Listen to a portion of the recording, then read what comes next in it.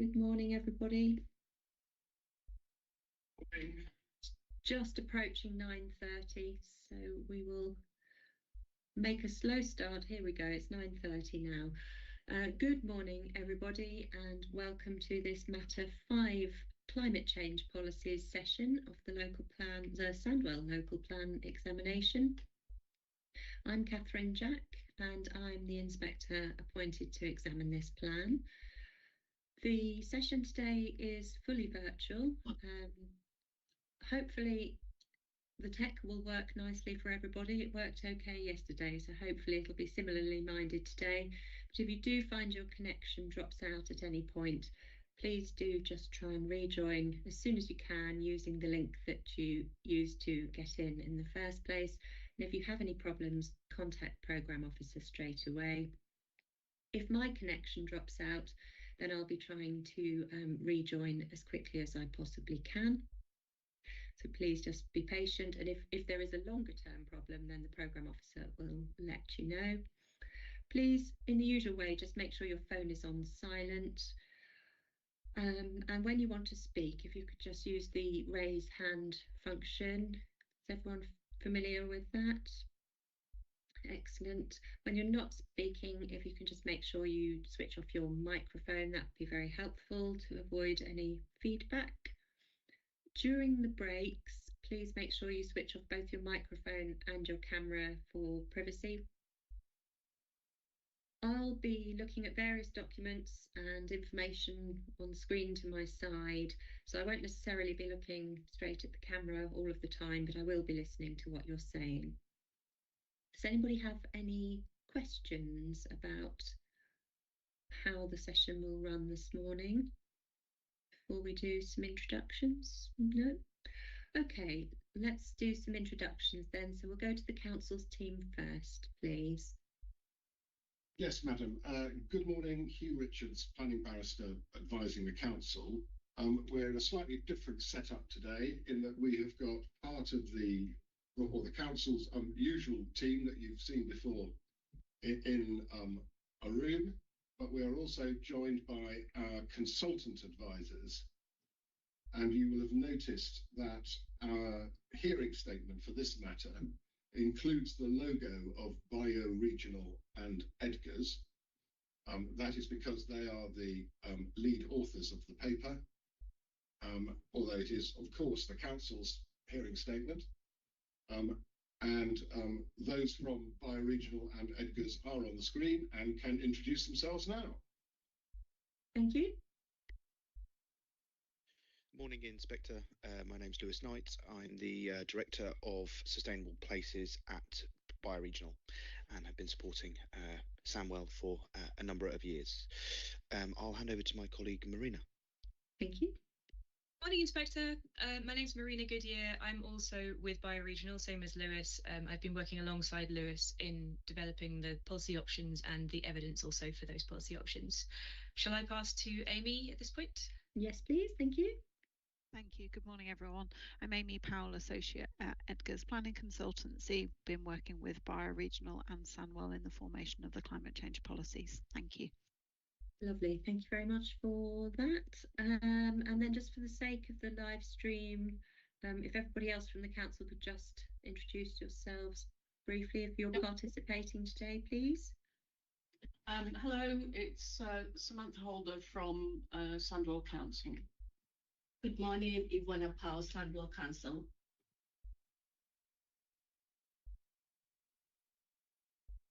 Okay, thank you very much. And I think we've got Ms. Barton from Vulcan, from CVO Planning on behalf of Vulcan. Good morning, Ms. Barton. Good morning, Inspector. Good morning, everyone. So my name's Holly Barton. I am representing CVO Planning, who are representing our client, Vulcan Property. Thank you very much. Is that everybody? I think so. Great. And Mr. Richards, are there any updates this morning that I need to know about before we kick off? Yes, we have got to the bottom of the 5 hectare threshold, and a note is being prepared to send to you. Okay, thank you. And we're also preparing the note dealing with custom build, self-build, which I forgot to mention to you yesterday. Oh, yes, yeah. Okay. Have we yet sent the note on housing and supply? Yep. Yes. Yes, I've received that. Yeah, thank you very much. Okay. Excellent. But otherwise, everything else will be on the schedule. But those are the matters I think you asked to have before the session on Thursday. Yes. Excellent. Thank you very much. That's good. Right, let's move to the main agenda for this morning then, which is the climate change policies in the plan. And we'll start with the first one, which is SCC1. And the council's statement suggests a main modification right at the beginning of this to rename the policy as reducing operational carbon in new build residential development instead of its current title of energy infrastructure, which feels like a better fit both in terms of the policy content and in terms of a consistent approach with SCC2, which has a similar title for non-residential. I've got no queries or concerns with that unless anybody wants to say anything. No? Okay.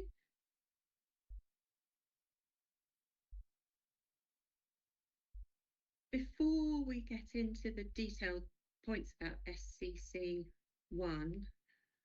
Ms. Holder and I had a discussion yesterday about a lengthy policy, and this is obviously another lengthy policy. Now, again, I'm not necessarily saying that you need to say to me, right, we're going to cut the length of it by 50%. What I'm looking for is an indication of the justification for why it is so lengthy. And Ms. Holder, you gave me reasons yesterday, which sort of summarised down to the transitional place in local plans where we find ourselves at this moment in time, and the council producing this plan without certainty about what might happen with supplementary plans, supplementary planning documents, etc. in the future, where information might sit in that regard going forward. And also about the fact that there were several elements to some of these longer policies that are rolled into one lengthier policy. Is there anything different from that justification that specifically applies to this policy, SCC1, or would you use the same justification in essence? I'm going to hand over to our consultants. They will be taking the lead on answering your questions. Obviously, I can weigh in and Yvonne can weigh in where we need to. I mean, my sort of informal response to that is it's a similar situation that we're in with these particular policies, but I'll let Lewis and the team go into further detail. That's fine. Mr. Knight, would you like to say something on that?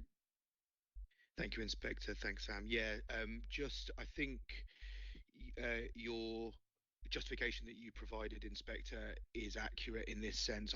The elements I was going to add is that the policy is necessarily detailed and therefore slightly lengthy to ensure the effectiveness and the flexibility of the policy. As you rightly said, it covers a number of different facets of the policy, particularly around alternative compliance routes to enable flexibility.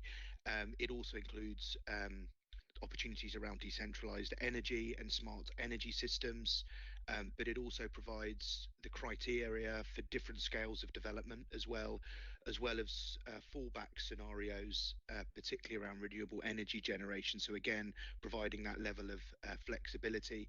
It also includes component parts around offsetting assured performance, which is critical in in this setting, as well as post-occupancy evaluation. So yes, it's detailed, slightly lengthy, but really it's essential to ensure that the policy is effective in delivering the meaningful carbon reductions and remains adaptable to the different scales and sort of contexts that exist.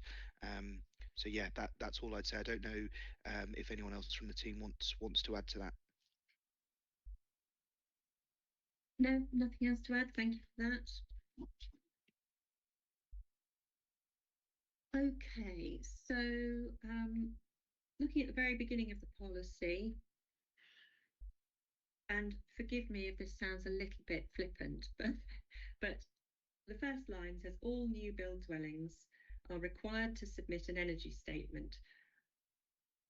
And I suspect most new build dwellings won't get round to doing that, you know, in terms of the wording.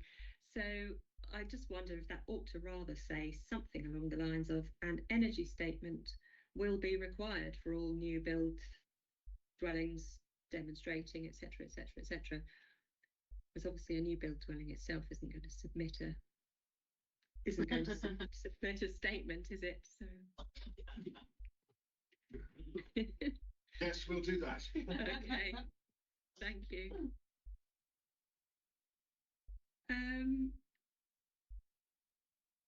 The next key point that needs addressing, and my questions are actually limited because the statement is so comprehensive.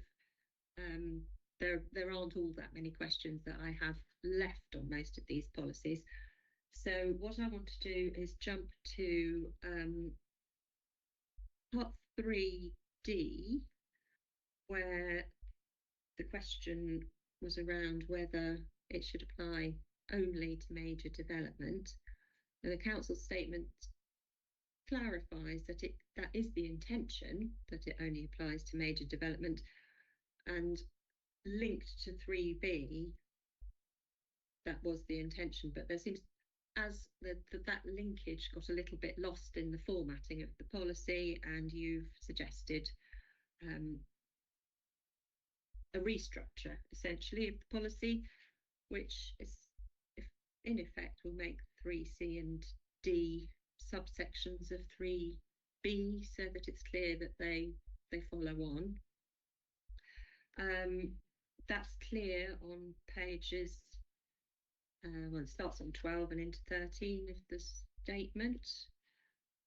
And, you know, we're into MM territory, of course, with these changes, but I've got no query about that unless anybody wants to speak about it. Nope. Okay, and then I want to touch on viability of all these requirements a little bit, and I know that we talked about this a bit in week 1 when Bioregional attended an earlier session. So really it's about whether there's anything to expand on what you told me in week 1 in relation to the viability report, which is BIAB 001 and it's addendum 002, and whether they're providing the necessary, robust and proportionate evidence about financial viability for all these renewable energy requirements. And in particular, I suppose, whether viability for different building types, you know, including multi-storey blocks of flats, for example, have they been sufficiently tested in relation to the climate change policy requirements in light of national expectations in that regard? Mr. Knight, it was you that spoke to me in week 1 in this. Is there anything else you'd like to expand in that regard? Thank you, Inspector. I guess just a little bit in the sense that SCC1 has been developed with a clear understanding of the viability challenges that exist within Sandwell, whilst also maintaining the fundamental objective of the local plan to ensure proactive mitigation of climate change. The cost appendix, I think it's CLIM 004, provides a detailed assessment of the costs of achieving net zero buildings, drawing on publicly accessible data from the government's future home standard consultation, from other London boroughs, from London boroughs and from other local planning authorities, and we've done a detailed adjustment for inflation where appropriate, and the findings show that cost uplifts to meet SSE1 are modest in terms of total build costs, and is manageable within Sandwell's viability headroom, and is in line with what is being experienced elsewhere. And the renewables target, for example, reflects what can be delivered within that viability ceiling based on building reg compliant fabric and systems costs. I would need to go and check the viability assessment in detail just to check the different typologies, but I would imagine that has been done. I'm sure my colleagues in the background might be busily looking at that. That's fine. I mean, perhaps we can come back to that in a minute if somebody finds somewhere, even just to signpost me to the right page and the right paragraph will be absolutely fine. Okay. So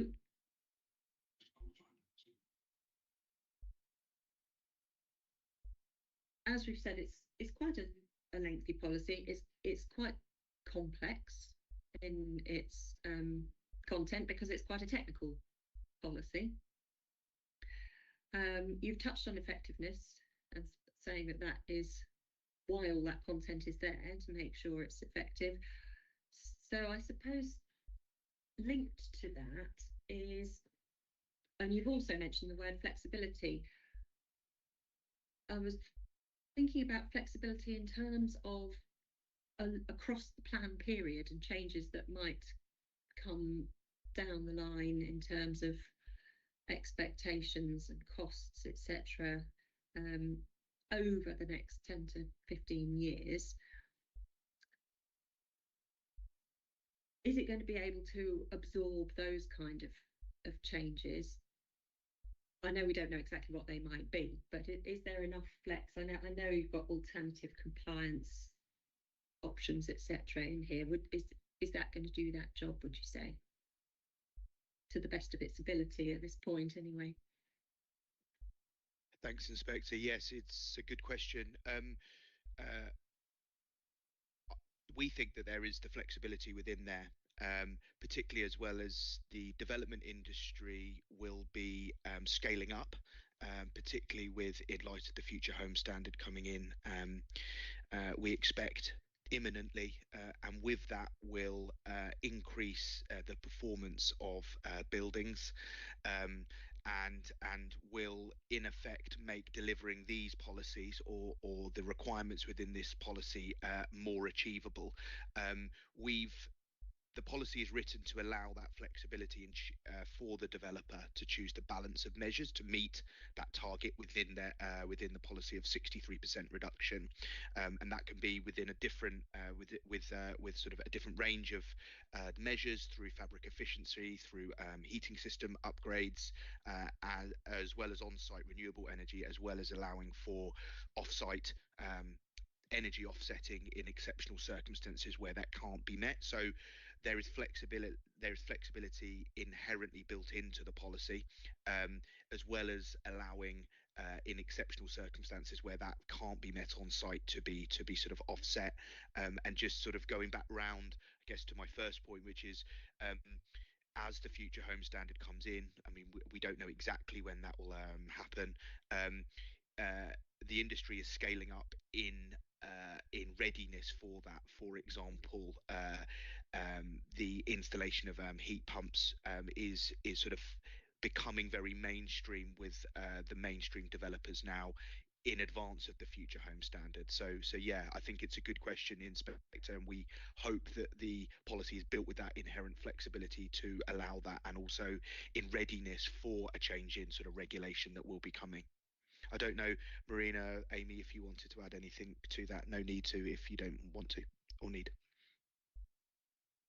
I'm happy to add just a couple of words, just to note that the TER percent reduction targets that are in the policy are based on the approximate reduction in TER that was anticipated to be made by the Future Home Standard.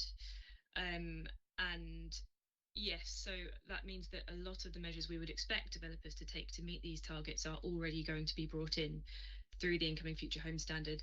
I think the difference being that the Future Home Standard that the government is in fact bringing in, we don't yet know the actual fabric standard for that. So the policy was based on a specification that government released a couple of years ago, but a large part of the cost uplift would have been the heat pump, and that is, we know now that is going to be in the Future Home Standard. It will be based on a heat pump rather than a gas boiler for homes, and it will also have some degree of solar PV. The government has announced that there will be solar rooftop PV in the Future Home Standard, but we just don't know how much yet. So a lot of the measures will be coming through, and developers should be scaling up their supply chains to be able to meet those anticipated standards for a few years now. I hope that helps. That is helpful. Yes. So if there are some slight, or some differences in the Future Home Standard spec when that finally is published, the policy will be able to flex itself to deal with that, whatever those might be, whether it's a slight up or down of PV compared to what you've written it anticipating. We would actually almost anticipate that if the Future Home Standard keeps the same level of PV that's already in building regulations, it might well actually be greater than what's in the policy anyway, and so the policy in that case wouldn't be adding any additional burden. Okay. The part that we think the Future Home Standard might end up being slightly weak on is the fabric standard, and that's actually quite a key reason for having the policy is to protect residents from excessively high energy bills due to insufficiently tight fabric standards, so not enough insulation or air tightness. So yeah, that's how I would explain it. And there is, of course, the viability clause in the policy as well. Indeed, so that's part 9, isn't it, where there is that option if viability really is going to be a fundamental problem for delivery, and sets out preference of the fabric efficiency elements being done first if the whole pick and mix can't be done, essentially. Exactly right. Yeah. Thank you. Okay, thank you very much.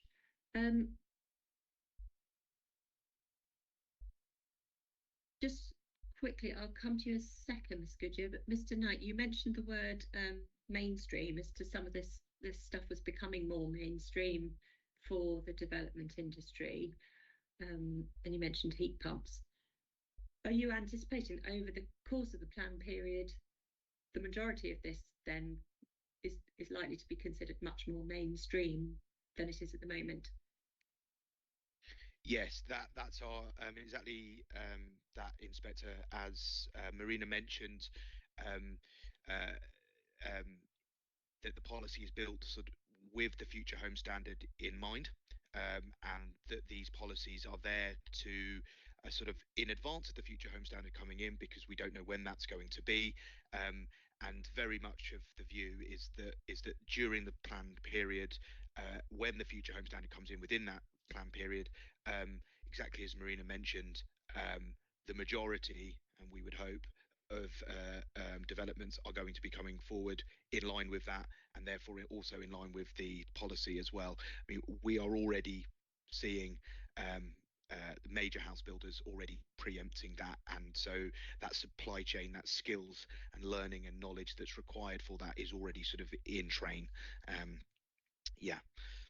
Okay, and you said for major house builders, is it a problem for the smaller and medium-sized house builders to catch up and make the changes, or are they also getting on board with it as well? I mean, presumably they've known too that the Future Home Standard is coming, but it's not necessarily as easy for them to make changes in skills as quickly as it is for a major firm. So. Yes, it's a really good point, Inspector. I think there is that is a sort of that is an industry-wide challenge. As you mentioned, the Future Home Standard has been in the public realm for a number of years now. There's been a number of consultations, and The industry is scaling up. There is very much that there is that supply chain building, and the idea being that with the major house builders being the leaders in terms of building that supply chain, it should become more accessible to those smaller house builders.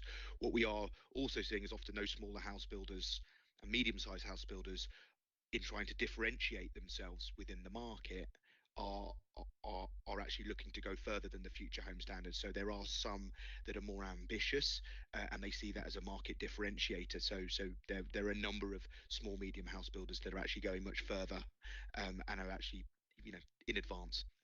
So yeah, but it's a really good point, Inspector. I think my colleague Amy just wanted to make a point, Inspector, just circling back on that viability question that you asked. So if that's okay, she can come back in there. Yes, Ms. Goodyear, please. Thank you. Thank you, Lewis. And Inspector, I just wanted to come back on your point on viability, without obviously not the authors of the viability report, that being Aspinall Verde. I thought it was helpful to provide the context of what our role in supporting the viability assessment and in providing the percentage uplift, and that was very much so within the data sources that we combined to create, and that's the cost appendix that Lewis previously referenced, so CLIM 004, as he mentioned, that really looks at a range of data, both national consultations from the government, but also local authority evidence bases to gather evidence on a general percentage uplift for residential. And Aspinall Verde, I believe, have then applied that against the typologies individually, as they have done in the tables included within their report. So it's that percentage overall for residential, which, as I said, is a combination of various data sets which looks at typologies, and that's applied within the Aspinall Verde report. I don't unfortunately have the table numbers to hand, but that was a broad brush of how the viability was looked at between ourselves and Aspinall Verde. Happy to take any follow-up questions if needs be. That's very helpful. Thank you very much. And obviously we've had lots of discussion about viability in various contexts around the plan over the 2.5 weeks that we've had so far. So it's all in a broader context as well. Yes, in the room for the council, please. We've had a quick look at the viability work. We've got table 5.7, which is construction cost assumptions. Okay, is that in the main report? I believe it is. Yeah, it's, as I say, it's paragraph 5.20, table 5.7, Sandwell Local Plan Viability Addendum Report. Okay. That's very helpful, thank you.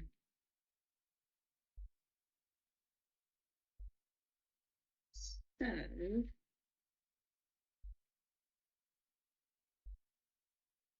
I'll leave the flexibility point there, and I'd like to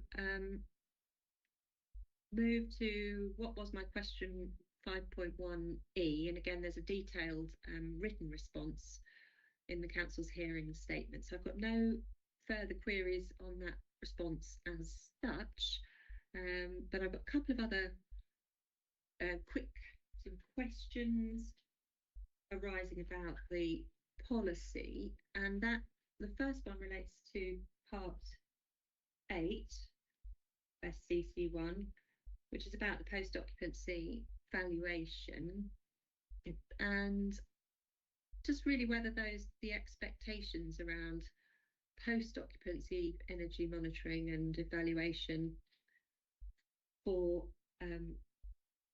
real energy performance of buildings, how realistic and achievable is that? How will it be done? Who does it? When do they do it? You know, will occupants need to give access? How will it work, and how will it be secured? Presumably that would be intended to be done by condition, or would it be another mechanism? Mr. Knight first, perhaps?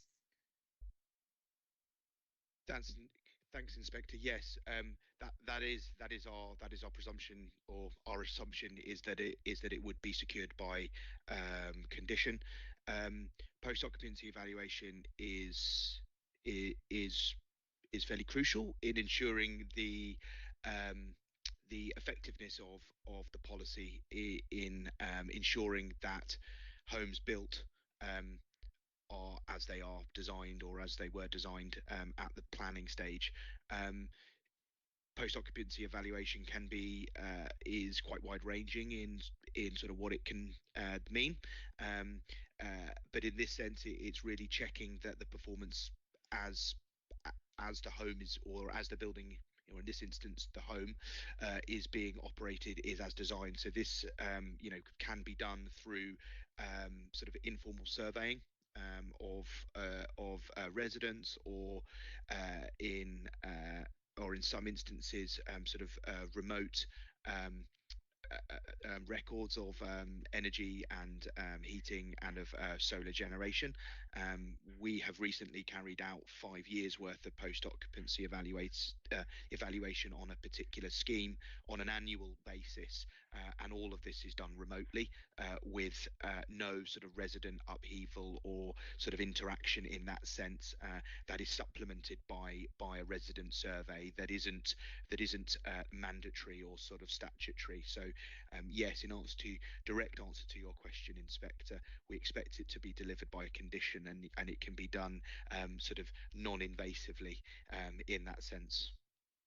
I don't know, Marina, Amy, if you'd like to add anything at all. Yes, please. Yes. Thank you. I'll just add that post-occupancy energy monitoring is something that's been in place in some other local plan areas for some years now. So the big one would be the London plan, and that requires monitoring on large schemes like this for 5 years. A very similar sort of approach to what's in the draft Sandwell policy. And in the London area, one thing that is done there is to aggregate the homes to what's called a reportable unit of at least 5 homes. And that gives essentially an anonymity to the data. And so the idea is that nobody has their energy use sort of disclosed in a way that they would feel uncomfortable with. If anyone minds about that, that is. But yeah, as Lewis says, it's mostly done remotely with sort of on network monitors, I believe. Thank you.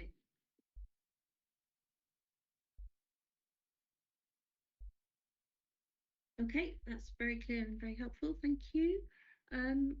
Next, I want to have a look at the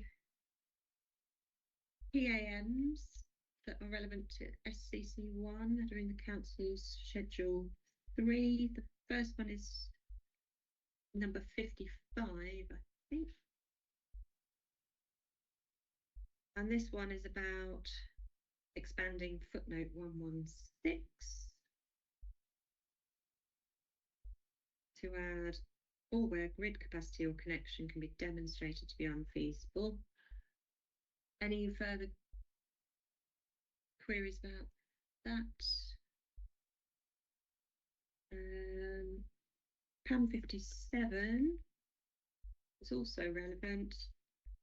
Inspector, if you could just let us know, I'm assuming that you're happy that it's an additional mod, unless you tell us to convert it into a main mod. Yes, generally I'm going to flag up when I think it should be a main mod. There may, when we get to the full drafting of mods, there might be some switching across once we've, once I've had a further chance to think about it, but that's usually relatively straightforward to pop from one list to the other if necessary at the end of drafting. Yes, but at that moment, where you have previously indicated a PAM should be a main mod, we've already picked that up on our schedule. Absolutely, yeah, thank you very much. That's why I'm trying to, where it seems fairly obvious to me at the moment, I'll flag it up as long as I remember to. So yes, thank you. So we're at PAM 57. These seem to be, particularly the last line of it, fairly important as a future-proofing comment. Other methods may emerge over the course of the plan period and equally being considered. This one, I think, possibly we might move to an MM, albeit it's supporting text, but it's doing some functional stuff. Mr. Knight? Yeah, thanks, Inspector. I was just going to say PAM 57 is sort of adding that extra sort of texture and sort of granularity to that particular point, providing sort of more of the sort of rationale as to why, and exactly you picked up is that last point is just providing that level of flexibility, just to say it's not exhaustive. The list and the sort of suggestions are not exhaustive. They are providing guidance and a steer, but there are other methods that do exist and or may emerge over the plan period. And exactly the same, I think, as the previous PAM that you mentioned is just, I think PAM 55 was just because we are acutely aware of grid constraints nationally as well, and so we wanted to just refer to that there may be instances where it's not to do with viability of not being able to do the renewable energy target, but it could be down to just the local constraints beyond the control of the development and the developer itself. Yeah, okay. And Sandwell isn't immune to that national issue, is it? As we've already heard. Okay. Right. Does anyone else want to say anything further on SCC1? Before we go to the next policy. Okay, let's move to SCC2 then. Reducing operational carbon in new build non-residential.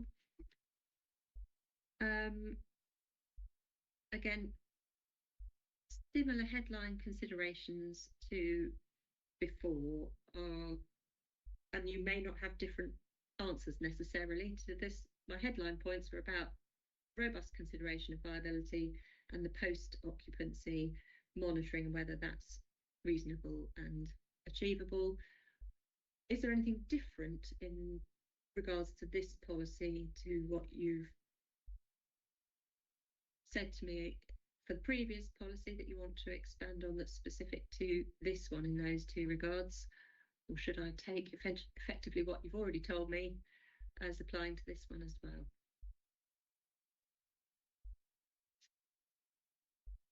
Mr. Knight? Or anybody, whoever wants to. I think thank you, Inspector. I think take as read that what we've mentioned applies to SSC2. I don't know, Marina, if there's anything you wanted further to add, just specifically on the non-residential element of, well, the non-residential policy. Thank you.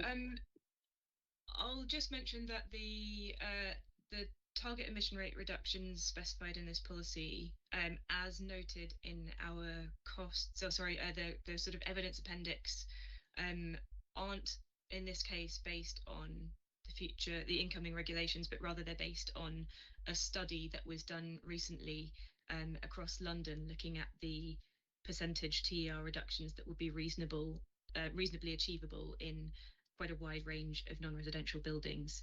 And the reason we did it that way is because there's not really any national statements out there about exactly the percentage reduction in target emission rate that will be achieved through the future building standard that's coming in. And so we did give quite detailed sourcing in our evidence appendix with regards to where those targets came from. And I hope that was enough information there. Thank you. Yeah. That's helpful. Thank you very much. If there's nothing else on SCC2, then I'm comfortable I've got all the information I need, and we'll move on to SCC3. Okay, so this one's climate adapted design and construction. Ms. Barton, I know that SEVO on behalf of Vulcan for this one. You've raised soundness concerns with the policy's requirements for overheating assessments and SIBC TM 59 for major development, including in light of the 15th of December 2021 written ministerial statement. Is there anything that you want to say on that at this point? Thank you, Inspector. Without repeating the content of our written statement, it's a matter for us in terms of, as you say, the written ministerial statement setting out that those overheating standards form part of mandatory building regulations. And it is our position that there isn't therefore a requirement nor justification for this policy to repeat what forms part of the building regulations. We would be open to the suggestion of potentially optional assessment mentioned within the supporting text, and that potentially providing a route which echoes that content of building regulations without it being included within the policy wording itself. As I say, the reason for our representation is a matter of ensuring that the policy is justified, which, as I explained, in its current position, we are of the view that it is not. Okay, so when you're talking about the supporting text and moving optional assessment there, it's not in the supporting text at the moment. What you're looking for as a suggestion of how your soundness concern might be overcome would be to move it from the policy into the supporting text. That's what you're asking for. Yes, that's correct. Okay. Okay, so over to the council's team then for your views on that suggestion and whether it's sound to have this as a justified policy requirement for SCC3. Yes, please. Thanks, Inspector, and thanks, Ms. Barton, for the clarification on the stance there. So we did give quite a detailed response to this issue in our written statements, I believe. And I just wanted to, while we're here, I think it's worth briefly just returning to what is in building regulations. So we did refer to that written ministerial statement of 2021. We made reference to that in our full evidence-based report, page 34. We recognise that it exists and it says that there's no need to duplicate that requirement in local policy. However, I think it is relevant to just consider what is actually in the building regulations part O with regards to overheating. So that was brought in 2021 and came into force in 2022, same as the latest iteration of part L, for which is what covers energy and carbon performance. Building regulations part O offers two potential routes to compliance. So one of those is what's called the simplified assessment, and the other of which is a dynamic modelling assessment. And building regulations does state that SIBC TM 59 is the suitable method for the dynamic modelling. However, building regulations part O doesn't require in all situations that dynamic modelling. It only requires it in certain situations. So as a basic standard, it says you always got to do that in certain areas of London, but it does also say that it's appropriate in areas where there is a building that has very high fabric standards. And the reason for that is, of course, the more insulation you add and the sort of better air tightness you add, the more likely it is that the building holds onto its heat. Now, obviously, that's good in the winter because it reduces the amount of heating you need. But in the summer, of course, it can increase the risk of overheating if you don't also counter that with effective overheating risk mitigation measures like shading and extra ventilation and so on. And Part O does also note that this can also be an appropriate method if your development or your location doesn't fall into the category of either London or the rest of England as a blanket area, and it gives Manchester as an example of a place where it's appropriate. It might be appropriate to use this more nuanced, this more detailed assessment, which is much better at assessing how the building will actually behave compared to the simplified method. And so as Sandwell is in a built-up area, and as we do have enhanced fabric standards in policy SCC1, it was felt that this is an appropriate measure to ensure that more nuanced, more accurate, more holistic method is used as the route to compliance within Part O. And we don't see that as duplicating Part O, rather we see it as specifying the route within Part O that the council would like residential development to take, to make sure that the increased fabric standards that have been brought in within SCC1 don't then have unfortunate knock-on effects for overheating for residents, especially as we're going to be seeing more and more of the very hot summers like we've just experienced across the country this year and the last few years running as well. I hope that helps to sort of bring some nuance to our position on that. Thank you for giving me the time to speak there. Okay, no, thank you very much. So in terms of specifying this route of Part O, what are the relative cost implications of that compared to the alternative route? That's a good not question. Necessarily in detail. Has that been factored in? Sorry, is what I'm sort of, I don't need every pound and penny, but just the extent to which you factored that into your consideration in drafting the policy. Thank you. Yeah, it's a good question. And we did look for any evidence of the cost uplift for this. We did sort of try and scour the resources that we could find. And there didn't seem to be any published sources of what the cost of that would be. And therefore, given that it seems to be an appropriate method, if you sort of follow the wording of Part O, and you've got increased fabric standards and you are in a built-up area, it would seem to be an appropriate method. And therefore, we didn't identify any uplift really for that specific policy requirement, and we don't really think that it would be a significant one in either case. We wouldn't anticipate that. Thank you. And what's your basis for making that assumption that you don't think it will be a particularly significant uplift? Because when we looked into the introduction of Part O, the government does release impact assessments when they bring in new building regs, and we didn't notice any indication from national government that they'd expected a cost uplift for this, and so we didn't try to factor one, and we couldn't find any other sources of cost uplift information.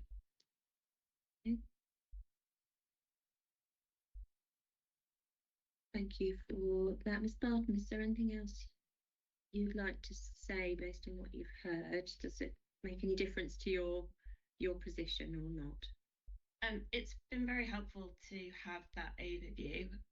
It doesn't, I suppose, unfortunately, it doesn't alter our position in terms of that justification.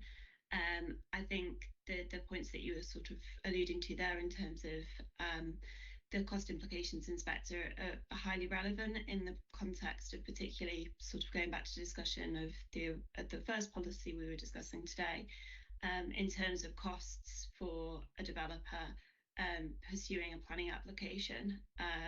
Whilst there's obviously elements of the content of this policy contained in building regulations, if it's an additional cost that's not only the implementation of that strategy, but also the assessment being undertaken in the first place, that could add significant cost to an applicant and potentially cause a buffer towards development.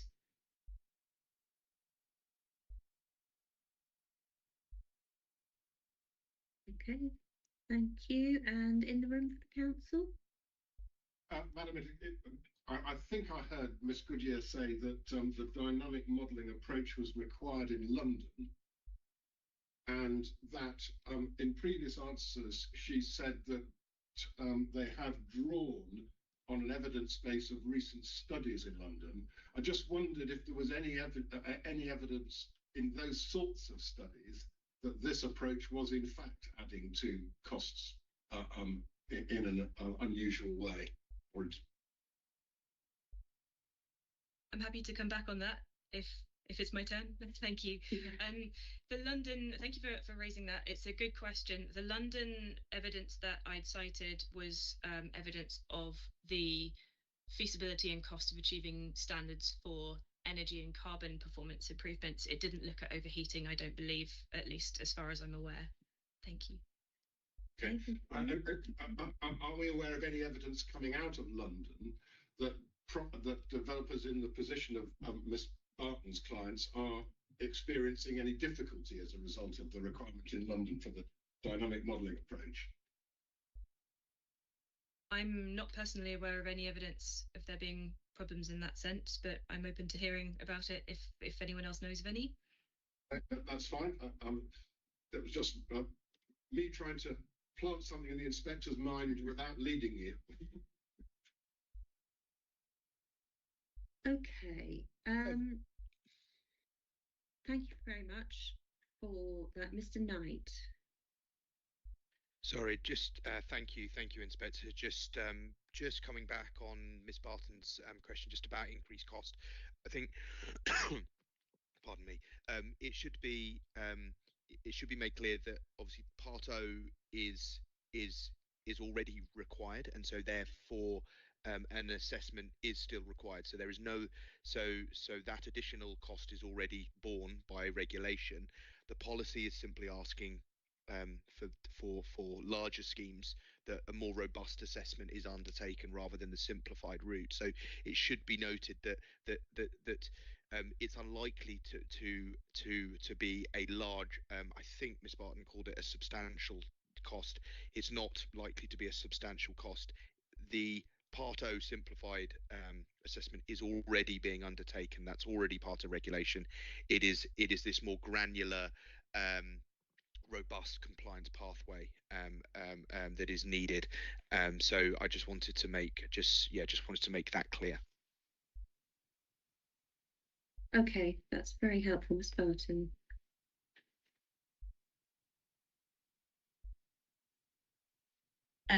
Thank you, Inspector, and thank you, Mr. Knight. The clarification is helpful. As I mentioned earlier, we are aware of it being part of the building regulations. I think it's just to echo a point from earlier, it's a matter of not wanting there to be exclusive duplication in terms of planning policy and building regulations. If in some respects, if it is already covered by building regulations, which I'm aware it is, and thank you, Mr. Knight, for just repeating that and reminding me. But it's, from our position, it is a matter of policy not needing to necessarily repeat what is already within the mandatory regulations. Yes, indeed. Okay. There's not going to be an agreement between the pair of you, I don't think, today on that particular point, but I have noted down, I've heard both sides of the argument, and I've got that noted down to think about. So thank you very much. Are you happy that you've said everything you wanted to say on that point, Ms. Barton? Yes, thank you. Thank you all. Thank you very much. Okay, we've got a PAM which relates to this, which is number 53, and that would be about expanding the supporting text. Where has it gone? It's an expansion to talk about this particular situation with overheating assessments and Part O, which obviously would be a useful clarification, assuming that everything stays the same with the policy position. Does anybody have any comments further to what you've already said about your position on the Part O scenario in relation to that proposed addition to 5.56? No? Okay, thank you very much. So that brings me to the end of what I wanted to talk about for SCC3. Any last comments on that policy? No? So SCC4 then.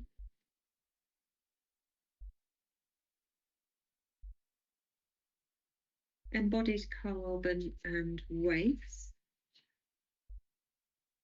And the question on this one is about policy justification in the context of the overarching national policy position. Is it justified to have an embodied carbon policy in the plan, despite there being no direct reference to embodied carbon in the NPPF? Who would like to pick up for that one? Mr. Knight, thank you. Thanks, Inspector. Yes, a really good point. We, I think, gave hopefully quite a detailed response in our written statement about why we think it's justified within that particular context. But just to sort of remind and just to sort of maybe bring to the forefront there is, whilst there is no sort of national regulation around that, although there have been there is a movement to incorporate a part Z, which would look to regulate embodied carbon. That isn't in place yet.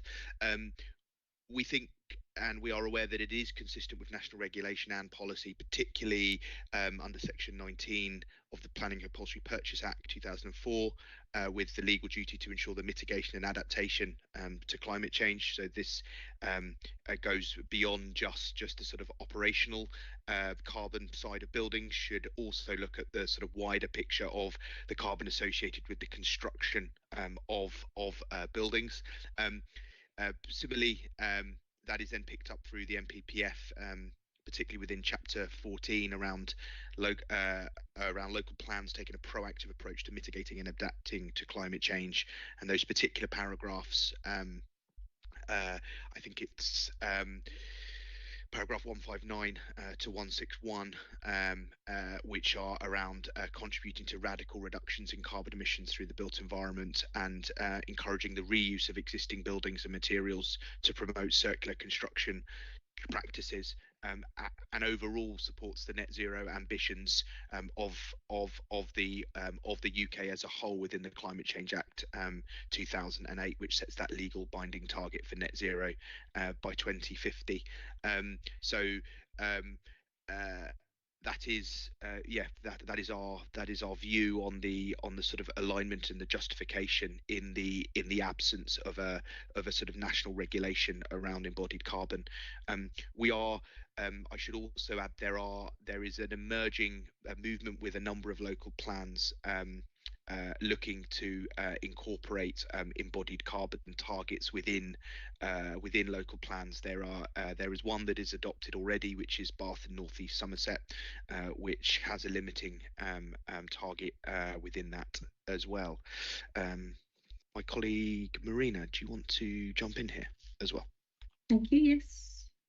Thank you. I just wanted to add just a couple of words. So ultimately, it's all about working towards that NPPF instruction to mitigate climate change, taking a proactive approach, which the NPPF said should be in line with the objectives and provisions of the Climate Change Act. Throughout our evidence, we did cite the analysis within by the Committee on Climate Change, essentially, which is the body that develops those carbon targets for the UK. So the Committee on Climate Change develops the carbon budgets that the UK then signs into law, including the ultimate 2050 net zero target. And alongside that, it releases a range of analysis showing what changes will need to happen across all sectors in the UK. And it has been saying for some years this needs to include, from circa now-ish, reductions in new builds embodied carbon, at least starting with efforts to account for that embodied carbon, that whole life carbon, and then to develop for the whole country to develop certain milestone reduction targets for embodied carbon of new buildings in the next few years. And as that is not yet addressed in building regulations, it was felt that that is a place where the local plan can encourage or require new buildings to start using those accounting methods that exist in the industry, that are quite well accepted in the industry, and that meet the relevant British and European standards for accounting for embodied carbon. That's all I wanted to add. Thank you. Okay, thank you very much. And Mr. Knight again. Thank you, Inspector. I just also wanted to finally add that that it should be noted that sort of whole life carbon and embodied carbon is outside of the scope of the government's written ministerial statement for 2023. Just for the kind of point of record, that the policy deliberately avoids adding any prescriptive numeric targets that could add to that viability burden, and is focused on incentivizing improvements to embodied carbon through positive weight and more sort of structured guidance around assessments. So yeah, that was very much at the forefront of our mind when sort of creating the policy as well. Okay, that's helpful. Thank you for those comments. We need to have regard to the proposed main modification that the council consulted upon in SAED 50, which is MM2 in that document. And this is the one that relates to policy part 1A and an intention to refer to the British standard instead of specifying only the RICS whole life carbon assessment guidance. So the intention is to keep the guidance in as an example, but to have the British standard as the overarching position, because there may be others, I suppose, or others may come along, not just the RICS guidance. Does anybody want to speak to that comment? Yes, Ms. Powell. Thank you, Inspector. I think it very much goes to the point that you've previously raised this morning in terms of flexibility over the local plan period and ensuring that, yes, methods and standards that may come forward in the next 10 to 15 years would be applicable under that British standard. Thank you. Yes, thank you very much.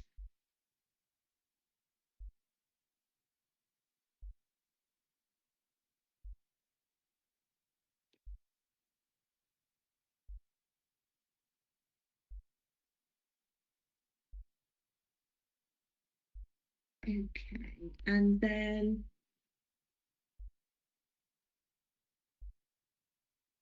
the next thing, if there's no further comment on that MM, is to look at part 4 and the demolition audits briefly.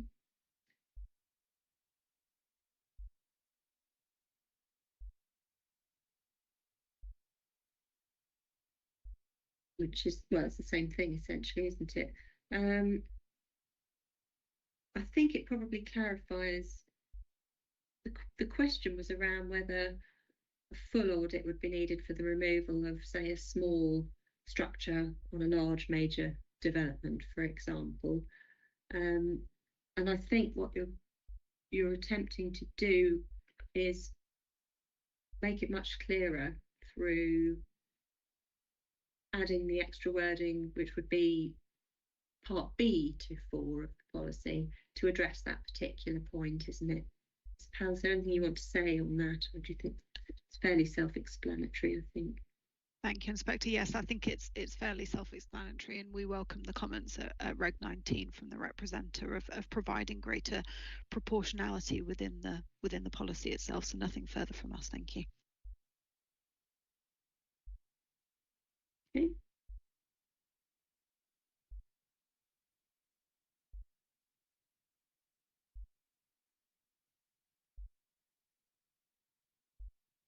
Anybody, anything else on SCC4? No. Okay, let's move on to flood risk then and SCC5.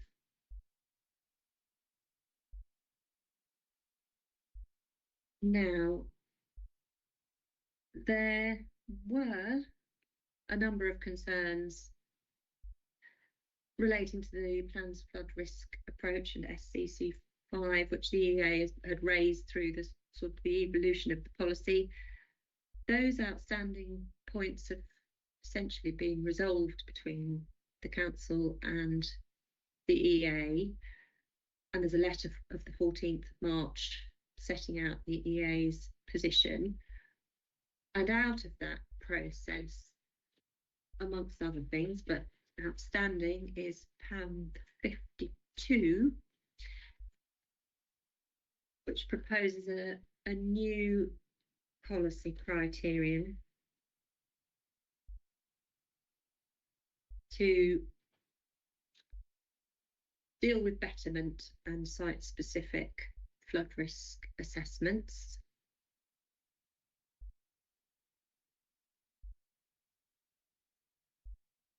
Essentially to deal with a gap and an omission in the policy. Is there anything anybody wants to say about that one? We agree with the EA. This was a conclusion that was drawn from the Black Country SFRE, so we think it should be included. Yeah. Okay, thank you. It plainly needs to be a main mod though, doesn't it? Absolutely, yes. Very much so.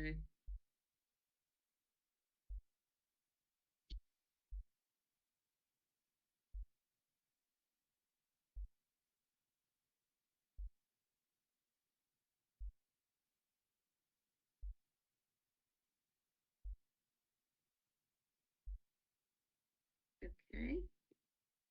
And then PAM 54 jumps us back up to part 1 of the policy. And the intention here, and Ms. Barton may want to comment, is to clarify the difference between part 1, to make a distinction between part 1 of the policy and part 2 of the policy. Perhaps the council can just talk us through that, but I think part 1 is about a desire for all developments to provide some baseline information about the flood risk of their site, and then part 2 is intended to move into the sort of the standard flood risk assessment approach, if necessary. So part 1 would be required for all proposals, but might be quite basic information in some scenarios. Yes. Part 2 would be required in certain scenarios, not all. Yeah, okay. Ms. Barton, I know Vulcan raised a concern about this some time ago. Is there anything that you wanted to say? Still got any concerns about that, or does the clarification help you?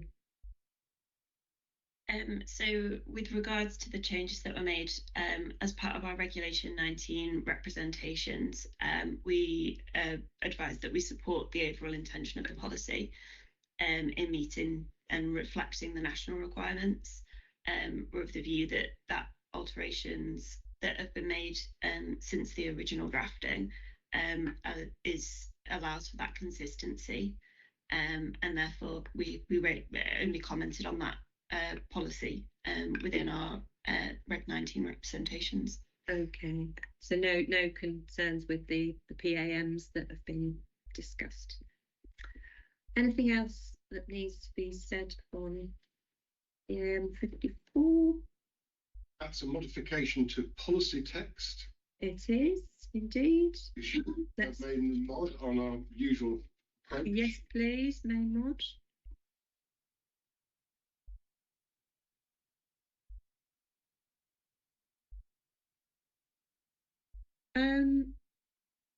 In part 6 of the policy, it talks about various watercourses,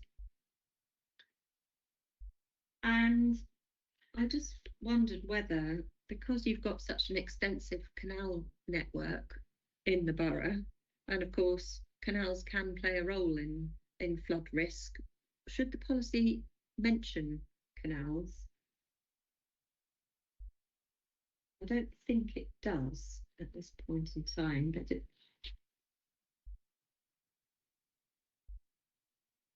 So would you want us would to? They be urban watercourses, or is there a need to perhaps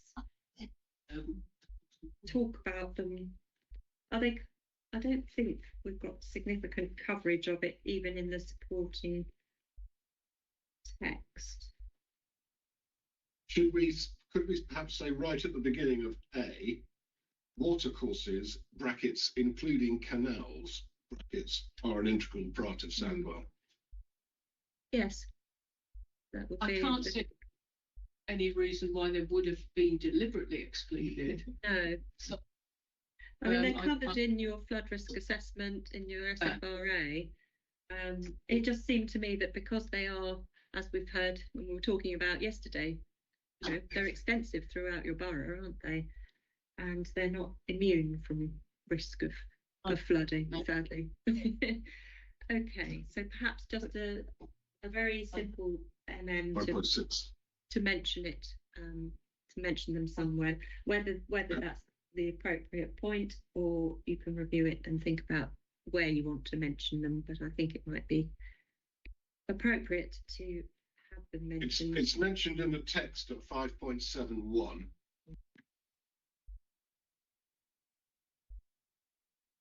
Oh yes, it does make a brief appearance, doesn't it? I mean, I think it could equally well appear in the policy. Yes. Yeah. Okay. And then we've got another PAM, which is the point about the CPRE considered the word easement in 6A III was a misuse of the word in their view, and you've suggested swapping it out with the word distance instead, which means more things to more people, doesn't it? So, but again, that is policy wording change, so that will go on the MM's list. Okay, that's all I had on the flood risk policy, SCC 5 for today. Okay, so we'll move on to SCC 6, which is the last policy in the climate change suite, and this one is sustainable drainage.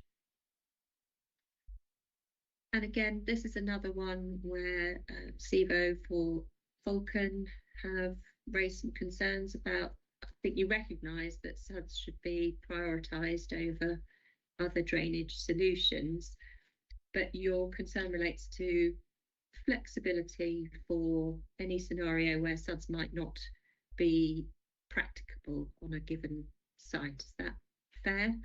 And whether the policy will give you enough flexibility in that sort of scenario. Is there a particular modification that you would suggest is necessary for soundness in relation to sustainable drainage, Ms. Barton? Thank you, Inspector. Our position with regards to this policy is that the policy wording itself and also the supporting text should be modified so that it is explicit that the requirement for major development to incorporate SUDS is, unless it would be demonstrated through evidence that this would be inappropriate or unfeasible. So that is a matter of ensuring that the policy is justified and consistent with national policy, which allows for that flexibility. There'll be some instances where ground conditions do not permit SUDS, and whilst we are in agreement that an assessment should be made to demonstrate to check whether that is feasible. It may not be, and therefore it is our view that the policy wording should be reflected to allow that flexibility. Okay, thank you very much. And for the council then, is the policy flexible enough? What would happen in that scenario where a developer did their assessment and found, for example, that ground conditions did not support the delivery of SUDs on their site? I think we would, obviously our view is that there is sufficient flexibility in the general approach. I mean, the SFRA itself recommends SUDs on all levels of development. We could look at whether the exception based on feasibility could perhaps go at the end of the policy. I'm just wondering whether Yvonne or maybe one of the consultant team might have further view on that. As I say, I think we think the policy is sufficiently sensitive, but we'd be more than happy to consider, if it's required, consider a mod. Yes, I'm just thinking of the way it's worded at the moment. What would a developer do in that scenario? Is there anything in the policy that sort of says to them, okay, we recognise it, obviously they'd need to have the evidence, as Mr. Barton has said. If there isn't a route for them, it's not covered. I don't think. Is it even in supporting text about what you might do in that sort of scenario, Mr. Richards? I think what Ms. Barton is saying is that she would like something like in 3A2, where SUDS is feasible, implement SUDS designed with local requirements. Yeah. And just to add to that, the supporting text 5.82 makes room for some form of feasibility. It says that if they are not considered feasible or viable, the developer must submit evidence demonstrating what the constraints are and how the development will accommodate one of it. So that allows some room for flexibility. I mean, there's a sequence in policy 3A. You do your assessment, you produce your design. I think what Ms. Barton is concerned about is what happens if you do your assessment and it's not practicable or feasible to design any SUDs. Yes, that is the point. And obviously, I think the national and this policy expectation is that should not be the default position. That is an exception, as Ms. Holder said, but the policy perhaps doesn't have the flexibility to deal with that scenario. And maybe Ms. Barton wants to speak about, how do you feel about the suggestion that Mr. Richards made about making a little bit of a change to 3A2II? A change would be supported. I do wonder if it may be most appropriate within the introductory paragraph, given that sets out the position for both minor and major development. I wonder if it's perhaps a hook within 1.A, because at this moment in time, that is, as I read it, very rigid in its form, stating all development should demonstrate, and whether there is an opportunity for somewhere within that 1.A to include the line, unless there is clear justification that this would be inappropriate, or words to that effect. Yes, over to the council, and not necessarily the specific wording of it, but might that be a sensible solution? Yeah, we think Ms. Barton has got a much better idea than I had. Yeah. Okay, Yeah, we are so happy that to sounds like add. it might be a runner to subject to the council drafting some appropriate wording. We Yes. did have one suggestion. Yes, we are happy to add unless it is impractical to do so at the end of that policy. Just So to cover add that. some additional wording. Yeah. Yeah.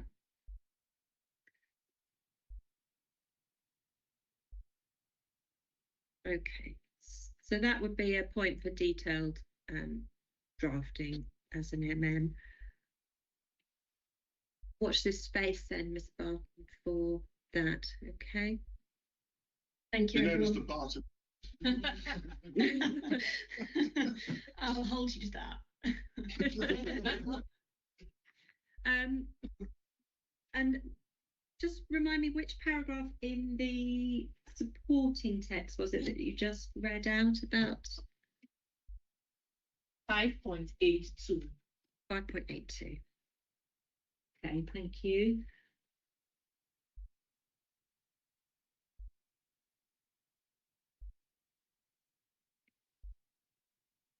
That's about greenfield runoff rates. Possibly there would need to be another sentence or two added to that once you make the change to the policy wording, just to talk about the exceptional circumstances where it might be demonstrated that SUDS wouldn't work on a given site.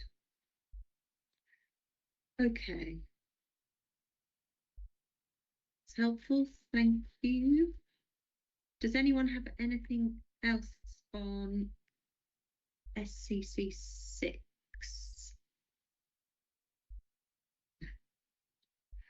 Great. Any other final thoughts or necessary modifications that we haven't already discussed about any of the climate change policies? No? Okay. That is the end of everything that I wanted to discuss on those this morning. So just leaves me to thank everybody for your useful inputs as usual. Mr. Richards, you look like you're about to want to say something. I was just about to ask that once you, Madam, and Ms. Barton have disappeared, whether our consultant team could just stay on for 30 seconds while I say something to them. That's absolutely fine. Make sure I've left first. Okay, so thank you very much to everybody. That brings us to the end of the Matter 5 hearing session, and I'll be seeing some of you this afternoon at 2 o'clock for Health and Wellbeing, Matter 6. Thanks very much, everyone. I'll leave you so you can have your discussion. Thank you very much. Bye. Thank you, everyone. Bye-bye. We just need to check that we're no longer live streaming. Yes. Well. Okay.